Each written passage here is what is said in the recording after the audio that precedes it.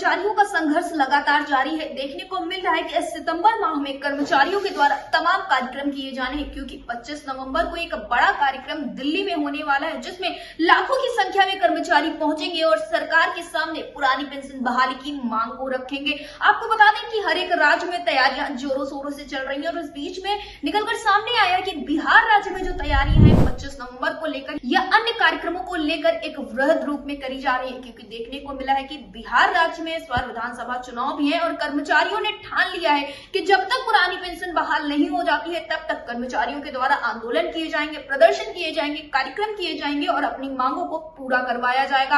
आपको बता दें बिहार राज्य में सितंबर माह भी काफी ज्यादा खास होने वाला है। इसके पीछे का कारण ये है कि बिहार राज्य में सितंबर में तमाम तरह के कार्यक्रम आपको देखने को मिलने वाले हैं। ये कार्यक्रम 1 सितंबर से ही शुरू होते हुए नजर आएंगे, जिसके बाद आपको 5 सितंबर को ये भी देखने को मिलेगा कि कर्मचारियों के द्वारा उपवास किया जाएगा। उसके बाद ये जो कार्यक्रमों की लड़ियां हैं वो लगातार लगी रहेंगी, जिसके बाद आपको ये भी देखने को मिलेगा कि 2 अक्टूबर को एक अभियान भी चलाया जाएगा और 25 नवंबर को दिल्ली में कर्मचारी पहुंचकर एक बड़ा कार्यक्रम करने वाले हैं। क्योंकि इसके पहले भी देखने को मिला था, जब दिल्ली में कार्यक्रम हुआ था तो जब लाखों लाख कर्मचारी वहां पर पहुंचे थे तो सरकार एनपीएस से यूपीएस पर आई थी और जो आंकड़ा निकलकर सामने आया उसमें देखने को मिला है कर्मचारियों ने यूपीएस को बहुत ही कम दर पे अपनाया है। अगर लाख कर्मचारी है तो उसमें से देखने को मिल रहा है कि बहुत ही कम संख्या में कर्मचारी यूपीएस को अपनाने के लिए तैयार है। और अब ये कहा जा रहा है कि इस बार जो दिल्ली में नवंबर में कार्यक्रम होने वाला है, इस कार्यक्रम के बाद सरकार किसी संशोधन की बात नहीं करेगी, बल्कि सरकार मजबूर होगी पुरानी पेंशन बहाल करने के लिए। अब देखना ये होगा कि आखिर 25 नवंबर का कार्यक्रम किस तरह से होता है। फिलहाल सितंबर में कार्यक्रम किस तरह से होने वाले हैं, क्या कुछ तैयारियां हो रही हैं, अभी तक जो कार्यक्रम है उनका क्या कुछ हल निकलकर सामने आ रहा है, उनका क्या परिणाम निकलकर सामने आ रहा है और सितंबर में किस किस तारीख को कौन कौन से कार्यक्रम है, कहां पर प्रदर्शन है, इस विषय पर ज्यादा जानकारी देते हुए एनएमओपीएस बिहार राज्य पदाधिकारी शशिकांत ने क्या कुछ कहा है, आप भी सुनिए। शशिकांत जी, आपका हमारे चैनल अटल टीवी पे बहुत बहुत स्वागत है।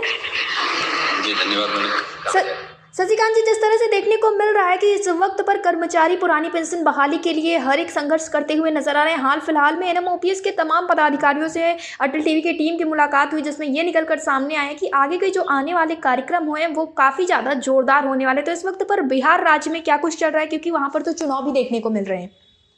मैडम, पिछले 9 अगस्त से लेके आगामी के 14 सितंबर तक हम लोग का एक कार्यक्रम निर्धारित हुआ है और ये बृहद कार्यक्रम चल रहा है हर जिले में जी। और ये जो कार्यक्रम है वो इस प्रकार से है कि जितने भी विभाग के कर्मी हैं उन लोगों ने तय किया है कि सभी संघ एक होकर 14 सितंबर को पटना में एक साथ लगभग 1 लाख से ज्यादा लोग जुटेंगे। सरकार के समक्ष वो अपनी मांग रखेंगे कि हमारी जो एनपीएस या यूपीएस है उसको ओल्ड पेंशन में बदला जाए। उसके लिए हम सभी जो है सो मुहिम छेड़े हुए हैं।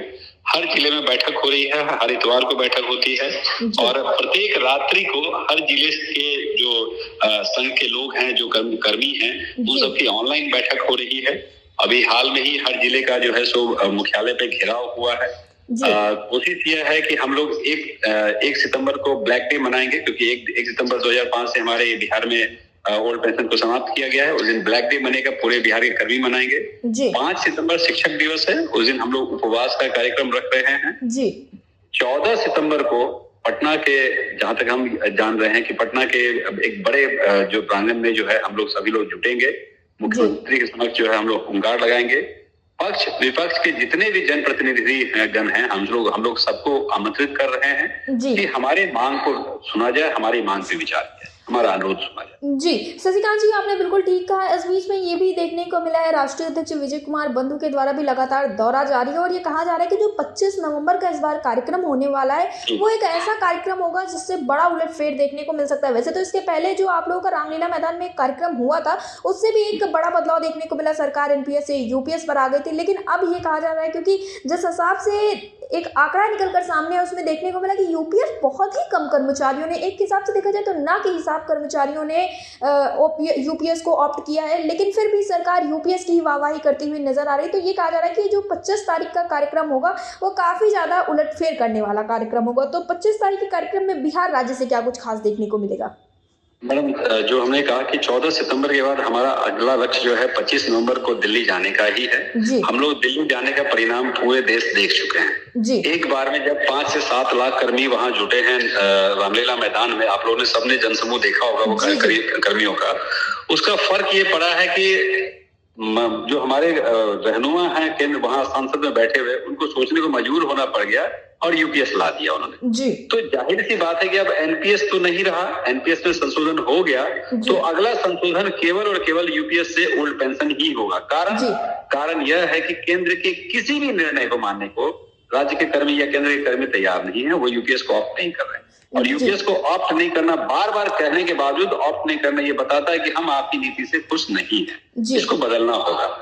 मैं आपको परसों की बात बताता हूँ। परसों केंद्र सरकार ने डीओपीटी से पत्र निकाला है कि आप यूपीएस में भी वन टाइम जो है चेंज करके आप चाहे तो जीवन के अंतिम समय में भी उसको परिवर्तन करके एनपीएस ले सकते हैं। जब आप यह समझ रहे हैं कि यूपीएस में कुछ प्रॉब्लम है जिसको आप ऑप्ट करके चेंज कर सकते हैं, तो आप इन सब चीजों के ऊपर क्यों बेकार में समय लगा रहे हो? उसको सीधा कहिए कि यूपीएस से आप ओपीएस की ओर जाइए जी, सीधा ऊपर। क्योंकि इसका जो सीधा सा असर है वो कर्मियों पे पड़ता है। कर्मियों को इस तरह से बहलाने से या उनके जो हिस्से की जो पैसे है उसको मार्केट में लगाने से उनका हित पूरा नहीं होगा, कर्मियों का हित पूरा नहीं होगा। ये किसी कॉर्पोरेट एजेंसी की तरह से ये जो काम हो रहा है अच्छा नहीं लगता। सरकार को चाहिए कि तुरंत इस पर विचार करें और ऐसी जितनी भी चीजें हैं उन सबको समाप्त करके ओल्ड पेंशन लागू। जी शशिकांत जी, मेरा आपसे अंतिम सवाल यही है कि जिस तरह से बिहार राज्य में लगातार कार्यक्रमों की लड़ियां लगी हुई नजर आ रही हैं, क्योंकि एक के बाद एक कार्यक्रम बैठ के की जा रही हैं, लेकिन बिहार में इस बार चुनाव भी है, तो जिस हिसाब से आप लोग तैयारियां कर रहे हैं, जिस हिसाब से कार्यक्रम हो रहे हैं,